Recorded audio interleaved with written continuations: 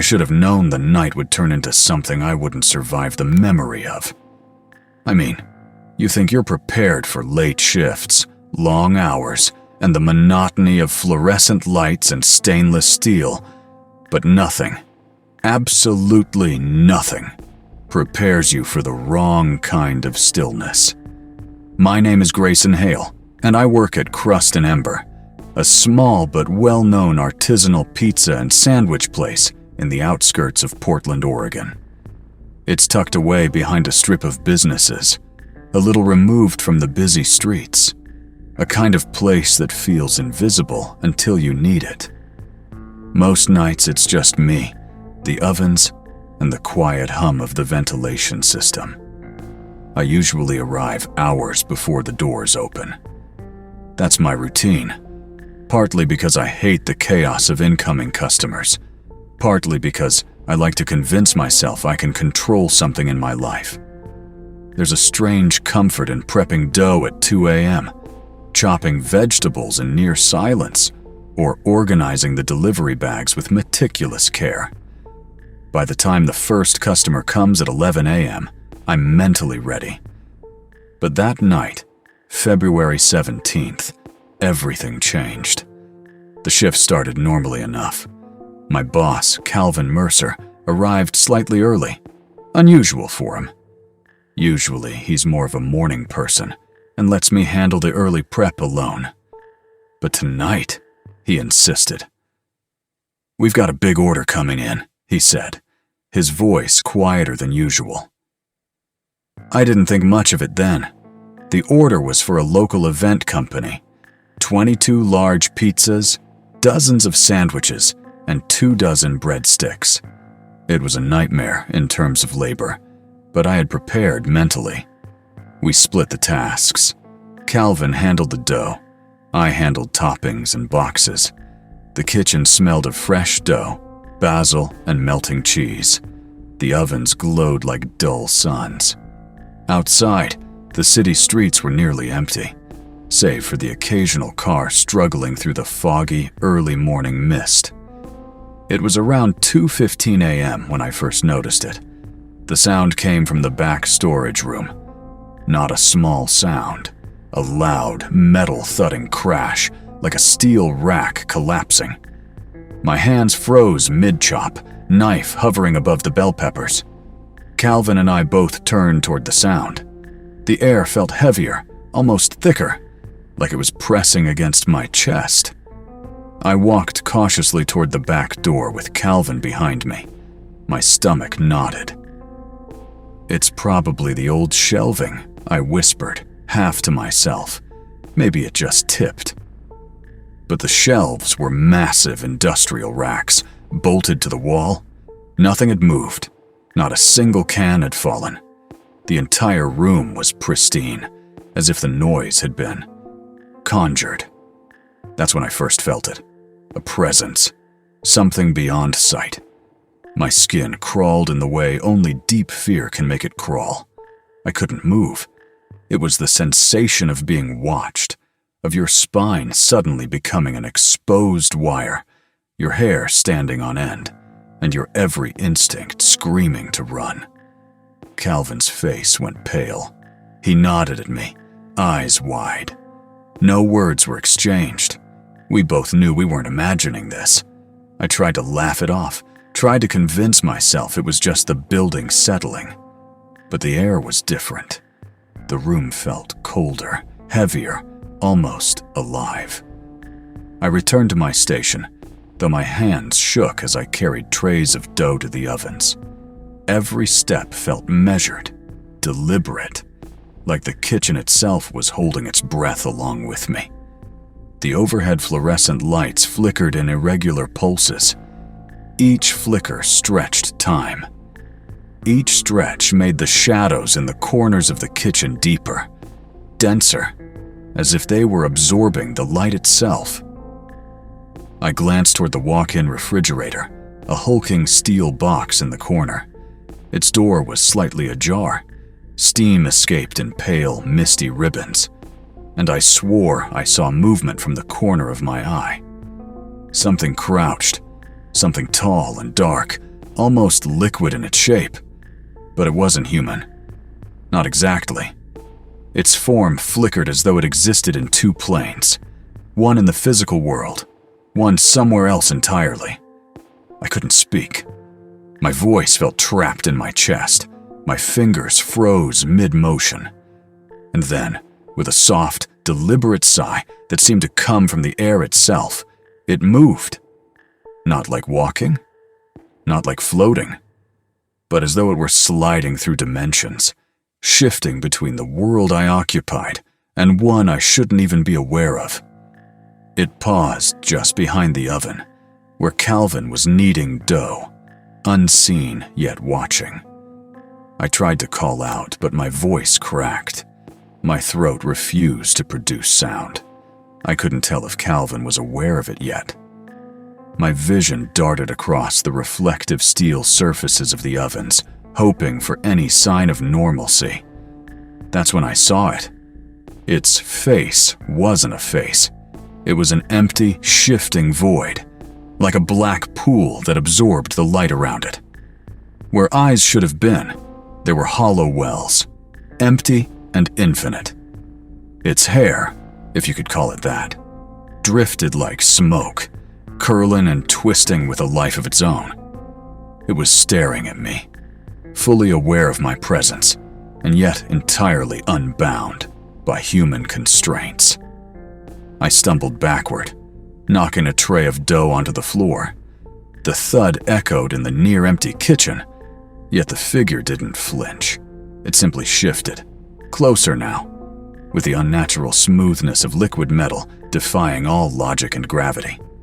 Calvin turned, finally noticing my panic. But when he looked, the figure was gone. Just empty space behind the ovens. "Grayson, what's wrong?" he asked, his voice trembling. But I knew he couldn't see it. Not yet. Minutes passed like hours. The kitchen felt alive, breathing around me. I couldn't focus on food prep. Every reflective surface, every shadowed corner, every flicker of light held my attention. The presence wasn't aggressive, at least not yet, but it was deliberate. Watching, waiting, patient. By 3 a.m., the city outside had quieted almost entirely. Even the muffled sounds of traffic seemed to be filtered out by the weight of that oppressive presence. Calvin left briefly to check a delivery outside. Alone, I felt the air grow colder, the silence stretch tighter. The walk-in fridge door, still slightly open, seemed to pulse with its own heartbeat. I knew I should leave. I knew. But leaving meant abandoning the business, breaking the trust of a man who had employed me, risking my job. And maybe, just maybe, I also wanted to know what it was. Steeling myself, I approached the fridge. The air inside was unnaturally cold, the dim yellow interior light casting more shadows than illumination. I reached for the handle. The second I touched it, I felt it. A frost-like grip wrapping around my ankle. Not solid, not flesh, but real. My body went rigid. I spun around, screaming silently into the void. The figure had returned, its form now fully vertical, stretching impossibly high, blending into the ceiling shadows. The void that was its face seemed to peer into my soul. I kicked, twisted, and managed to break free. Heart pounding, I slammed the fridge door shut. The kitchen was silent again. Only the hum of the fan above remained. Time became meaningless. I cleaned, moved trays, stacked boxes, all while feeling it watching. It didn't move closer, but the awareness was suffocating. When Calvin returned, I didn't speak. He sensed something, of course. The tension was palpable, but he didn't ask. And I didn't tell. How do you explain something that has no physical form, no logic, no precedent? How do you explain the watcher in the shadows? By 4:30 a.m., we wrapped up. The delivery had been sent out. The night was ending, or so I hoped. Outside, the city slowly woke, unaware of the terror lurking just a few doors down. As I stepped outside, the first rays of dawn brushing against the dark corners of the alley, I looked back once, just for a moment. The kitchen window reflected the early morning light, and for a split second, I saw the void again, staring, smiling, or at least I imagined it was smiling. Then it vanished. That night stayed with me. The smell of fresh dough, the hum of fluorescent lights, the oppressive stillness, all tied to the presence I couldn't define or escape. I returned the next night. I had no choice. The order schedule demanded it. But the knowledge of what was there, what could be watching, made every movement heavy. The kitchen was no longer a kitchen. It was a cage. The ovens glowed less like tools and more like silent sentinels. Every reflective surface could betray me. Every shadow could hide something waiting. And I knew it wasn't finished with me. After that first night, I kept returning. Not out of courage or curiosity. God, no. But because life had a way of cornering you into repetition. I told myself it was work, routine, delivery obligations. But deep down, I knew it wasn't just work anymore. Something had marked that kitchen. Or maybe it had marked me. By the time my shift ended on the second night, I had convinced myself that I'd seen everything. Shadows, voids, and impossible shapes flickering behind the steel ovens and refrigerators. I tried to explain it rationally. Stress, lack of sleep, maybe hallucinations from exhaustion. But it didn't fit. My body knew the truth. My instinct screamed it. It wasn't gone. Not by a long shot. The day after that, Calvin handed me the delivery manifest. It was unusually heavy, almost cumbersome in its weight. He said nothing about the night before, though I could feel his eyes studying me as he handed me the stack. I flipped through it. An address I had never delivered to before, in a part of Portland that didn't appear on my GPS. Odd, I said, half laughing, but my voice trembled. Calvin shrugged. Clients change addresses sometimes. Go check it out. Don't overthink it. I tried not to, but overthinking had become my second nature. I grabbed the insulated delivery bag, checked the pizzas, and headed out. The streets were unusually quiet for early evening. The fog rolled low, hugging the asphalt like an old, soft blanket. My truck hummed softly as I started the route, headlights cutting slits through the mist. The address was typed neatly on the label, but the GPS refused to recognize it. I tapped in the numbers manually, but the screen blinked back. Location not found. I stared at it for a full minute, heart thumping. The fog outside seemed to press against the windshield, almost as if it were breathing. I tried to follow instinct, assuming it was just a remote street, maybe one of the new developments on the outskirts of the city. I turned right, then left, then right again, but every turn led me deeper into unfamiliar territory. The fog thickened, swallowing the tail lights of my truck, turning the world into a gray void. Then I noticed something. The road ahead no longer made sense. At first, I thought it was disorientation. I'd made a wrong turn. But the signs, the street markers, the street lights, were all wrong. One moment, I was on Cedar Avenue.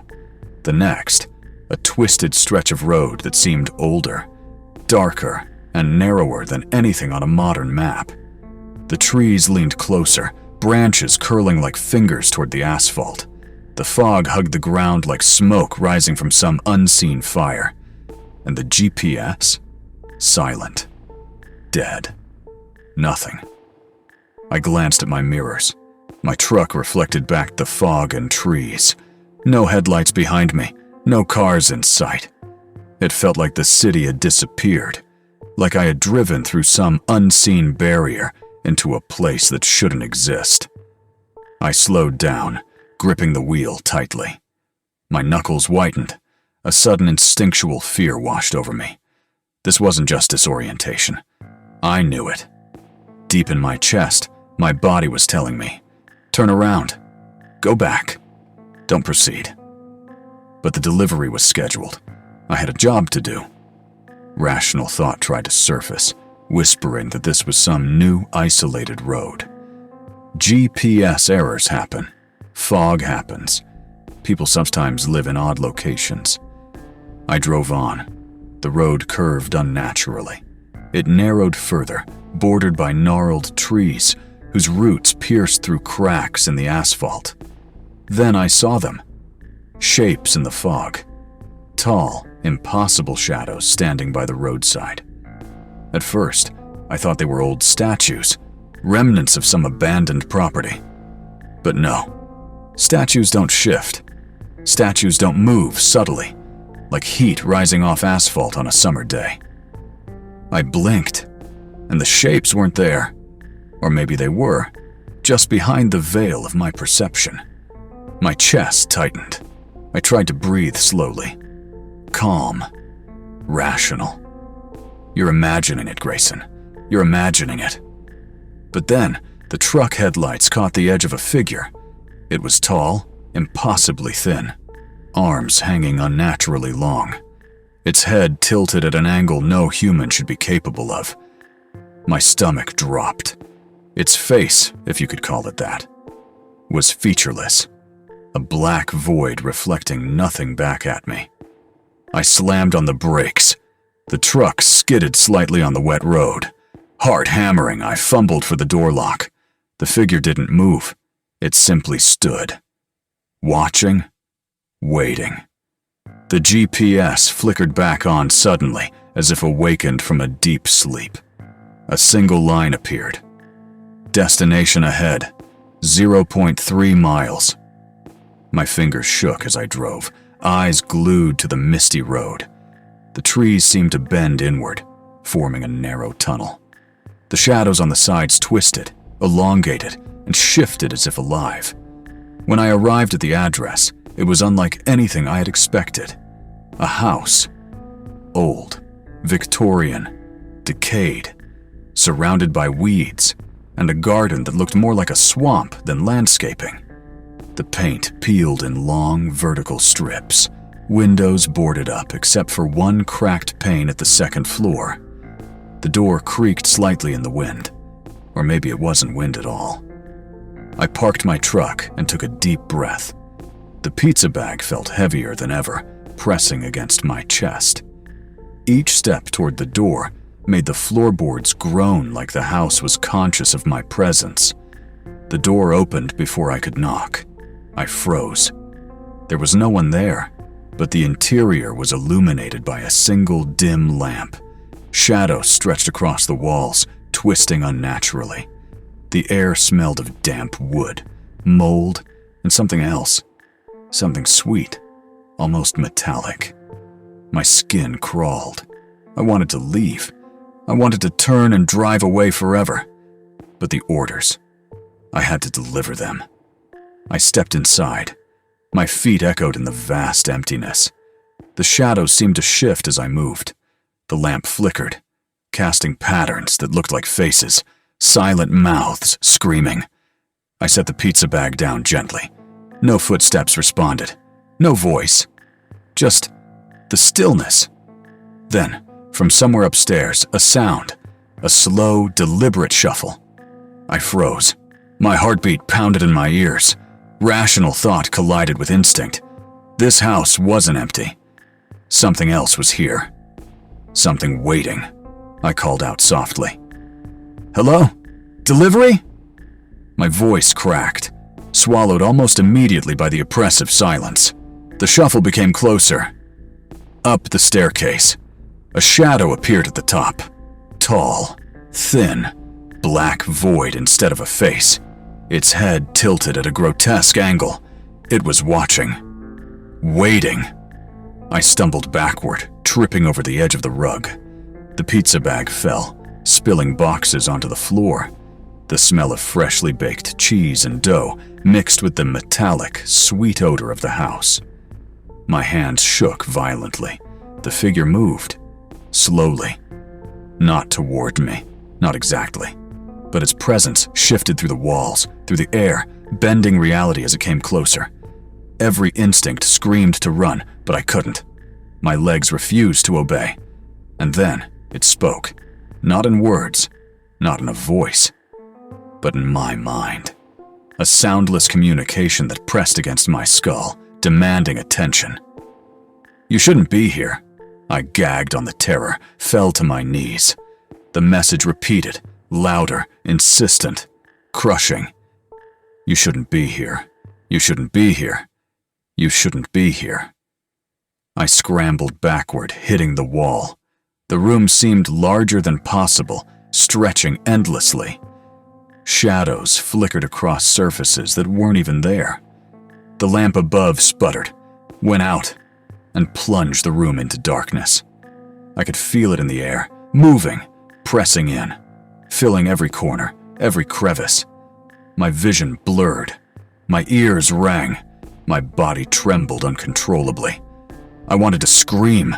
I needed to scream. Then, a sudden, impossible clarity. The doorway. I ran. Out into the night. My legs moved faster than ever, arms pumping, lungs burning. Behind me, the house seemed to shudder, shadows spilling from the windows like smoke. I didn't look back. I didn't slow down. My truck waited, headlights cutting the fog. I got inside, locked the doors, and drove without direction. The road. It had changed again. The familiar streets were gone. Fog enveloped everything. Trees leaned close as if whispering secrets I wasn't meant to hear. And then I realized the GPS had changed too. No numbers, no directions, just one phrase blinking. "You will return." I drove all night. Somewhere in the fog, the world twisted. By the first light of dawn, I found myself back at the pizza shop, truck intact, heart racing, but unharmed physically, only mentally. Broken. Calvin was waiting, coffee in hand. "You look like hell," he said, but he didn't press. He never asked what happened. No one ever did. I never found that address again. Not on any GPS, not on any map. But I knew.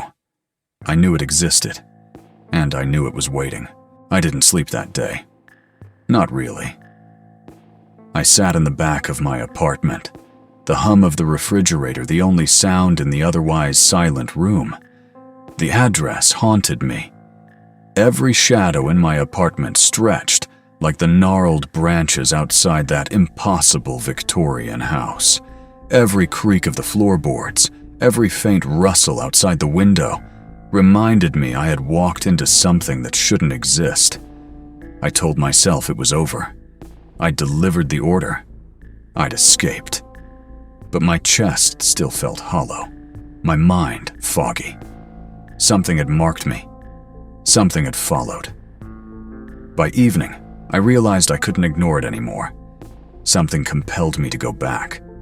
Not consciously, but at some deep, inexplicable level. A part of me knew that ignoring it was impossible. I called Calvin, saying I needed another delivery shift. He didn't question me. He never did. I think he already knew the edges of whatever I'd walked into.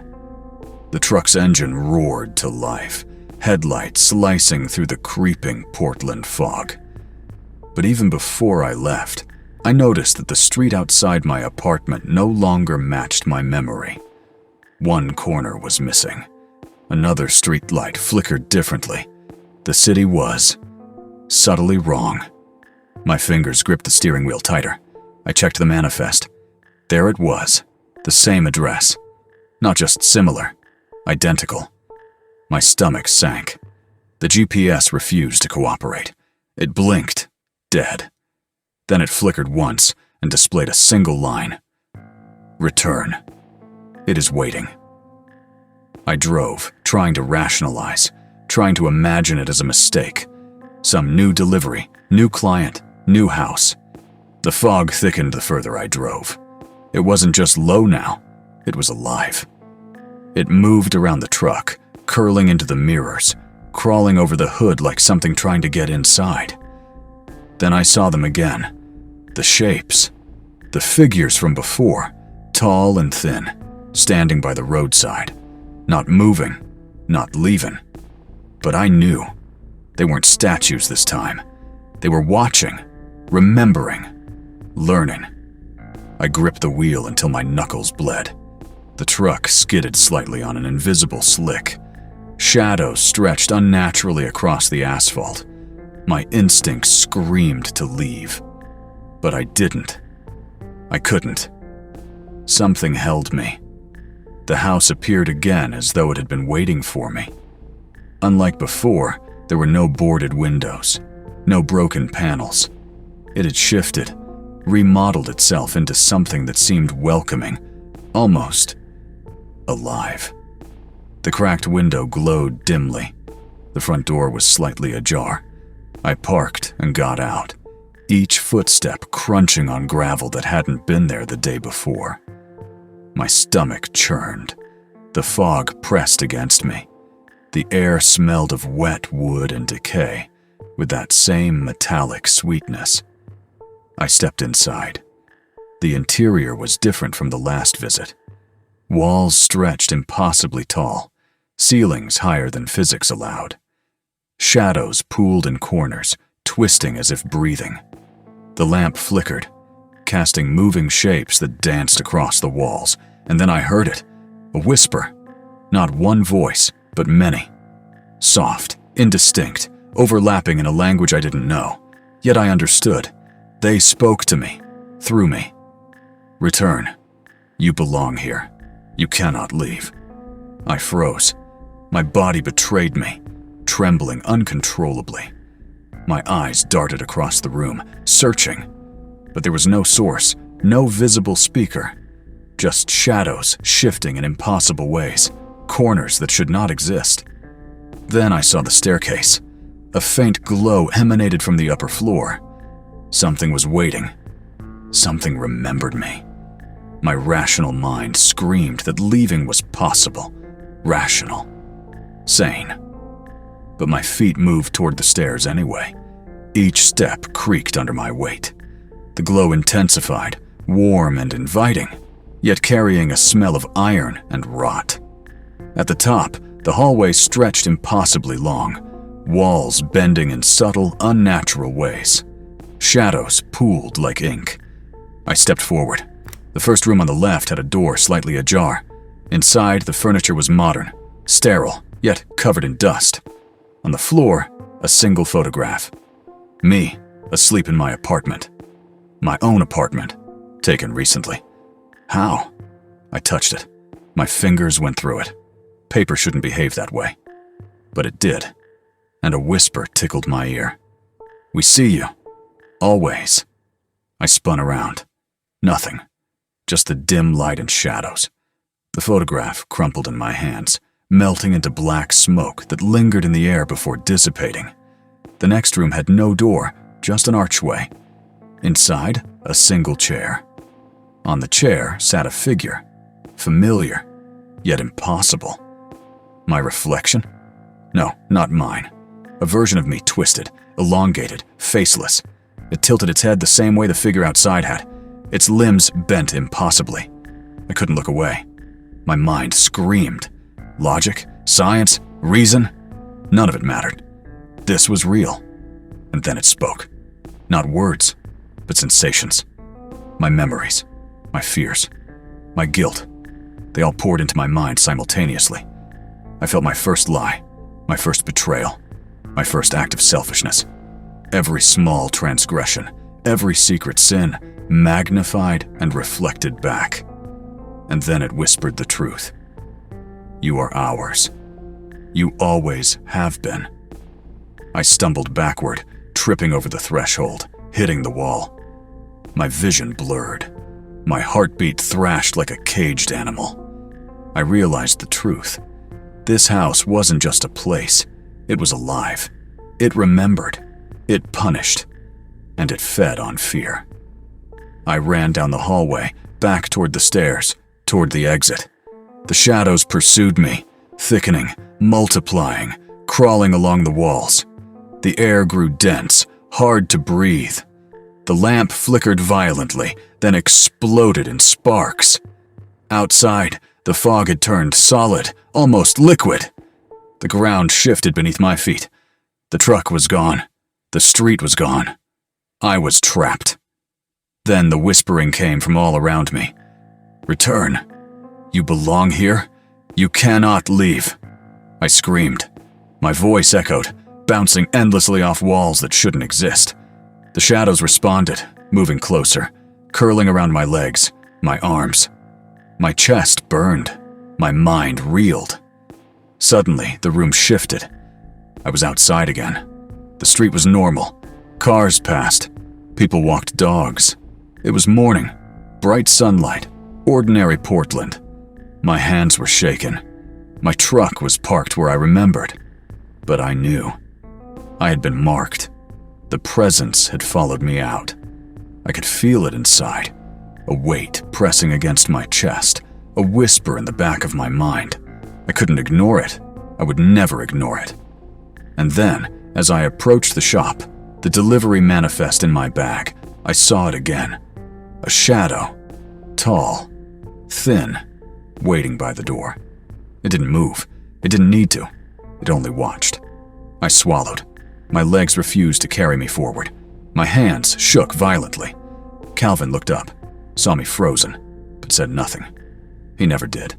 Some things, he seemed to know, are better left unsaid. The day passed. Hours crawled by. Shadows lingered in corners of my vision.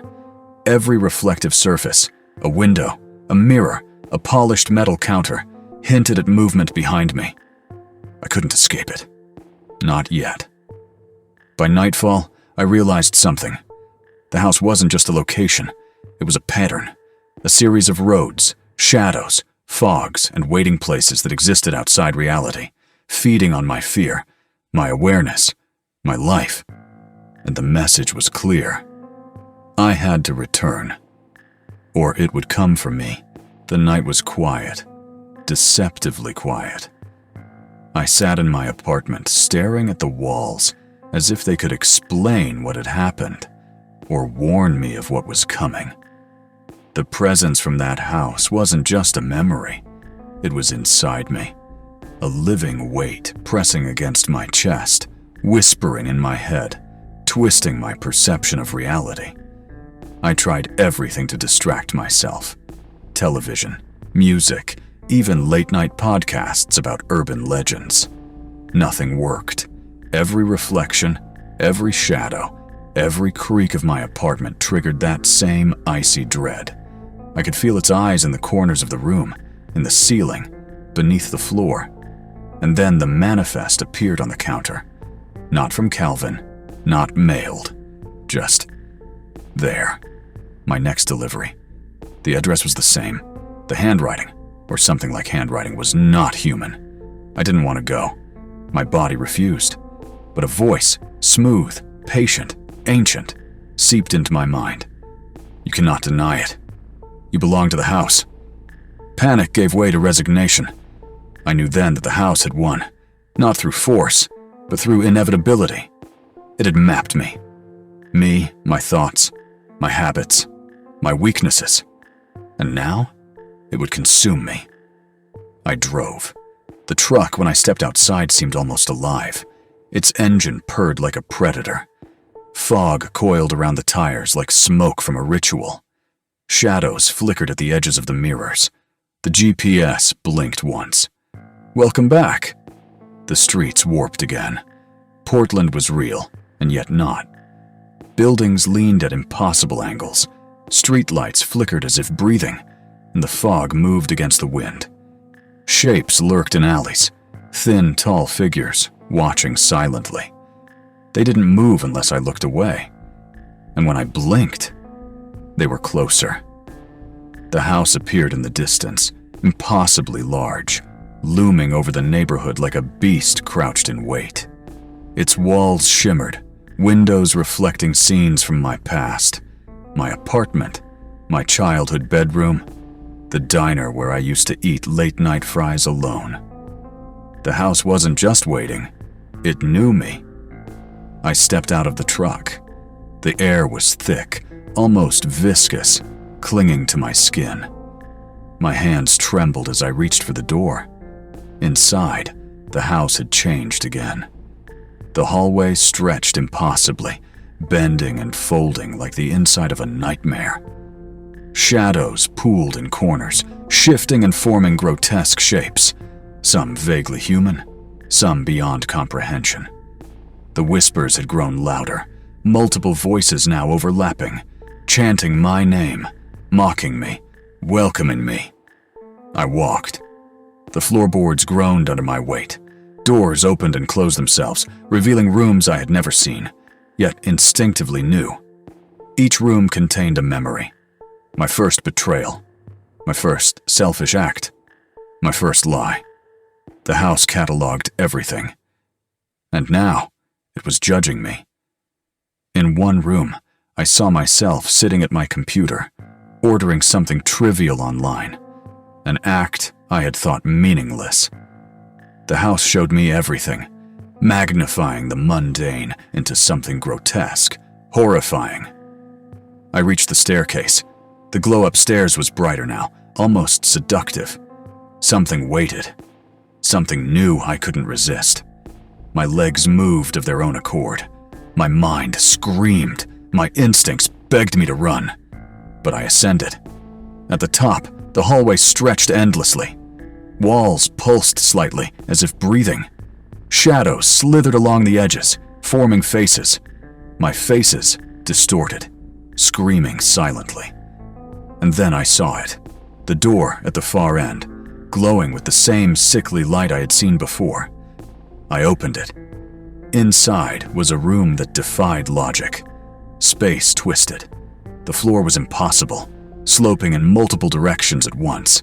The ceiling was invisible, replaced by stars that seemed to swirl like a living vortex. And in the center, a figure. It was me. And it wasn't me.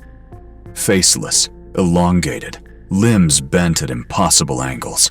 It mirrored every fear, every regret, every shame.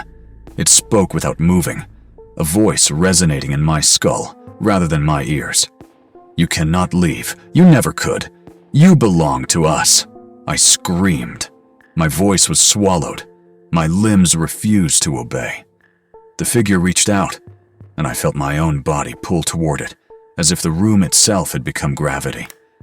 I realized the truth then. The house wasn't just a building. It was sentient. A predator that fed on perception, fear, memory. Every time I thought I escaped, it reshaped reality around me, bending the world, making itself inevitable. I tried to fight. I kicked. I punched. I clawed at the air. But nothing was real except the pull toward that figure. My mind fractured. Hallways folded into themselves. Rooms duplicated endlessly. I could see every memory of myself, every shadow, every whisper converging into a single point. The house. And then I understood. The house didn't just want me, it wanted everything I was. My mind, my identity, my history. Every secret, every regret, every shame. It was cataloging me, consuming me piece by piece, leaving a hollow shell behind. I collapsed to my knees. My reflection stared back at me from the polished floor, my face blank, featureless, fading. My hands touched it. They went through it. I screamed silently, unable to speak. The house whispered, "Everything you are is ours. Everything you were is ours. Everything you will be is ours." And I felt it begin. Time lost meaning. I was everywhere and nowhere. Memories collapsed. The hallway twisted into infinity. Shadows reached into me, pulling fragments of myself away. Faces, mine, emerged from every corner, crying, laughing, screaming. The light above the stairwell fractured into blinding shards, each reflecting another me. I realized I was becoming the house, not physically but mentally. Every thought, every memory, every fragment of identity was being absorbed. And with it, I understood the horrifying logic. The house didn't kill. It erased and assimilated. Those tall, thin figures I had seen on the roads and alleys were not people. They were other victims, now part of its memory, its consciousness. And I was next. Somewhere deep in my mind, a part of me still resisted. A tiny, stubborn fragment of self tried to escape. I focused on one thing, the delivery manifest. If I completed the delivery, maybe I could trick it. Maybe I could buy myself time. I ran, limbs bending unnaturally, shadows clutching at me. I moved forward with single-minded determination. The figure at the center of the room reached for me. My hands closed on the manifest. It burned my fingers. The pages whispered my name. I hurled it at the figure. There was an explosion of light. Shadows screamed. The walls pulsed violently. And then, silence. I woke outside. The truck was gone. The street was empty. Fog hung low, but nothing else moved. I was alone, or so I thought. My hands trembled as I checked my pockets. The manifest was gone. The house had vanished, but the whispers lingered in my mind, faint but persistent. It had let me leave, for now. But I knew, as surely as I knew the sun would rise, that it had marked me permanently. Every reflective surface I passed reminded me of its presence. Every shadow carried a whisper. Every road could bend into its corridors. And somewhere deep in my chest, I carried the knowledge I could never escape. The house didn't need to chase me. I would always return. The next morning, I walked the streets, blending in with the living. The city seemed normal, mundane. Birds chirped, coffee shops opened. People argued about trivial things. But I couldn't forget. I could never forget. And I knew, if I ever closed my eyes for too long, it would find me again. I didn't sleep that night. I never really slept again. Shadows in my apartment moved on their own, whispering fragments of the house. I heard them in mirrors and windows, even in the dark corners of elevators. It was patient. It didn't need to rush. It had all the time in the world. I had survived. But survival didn't mean freedom. Not for me. Not ever. Because the house doesn't forget. And the house always waits.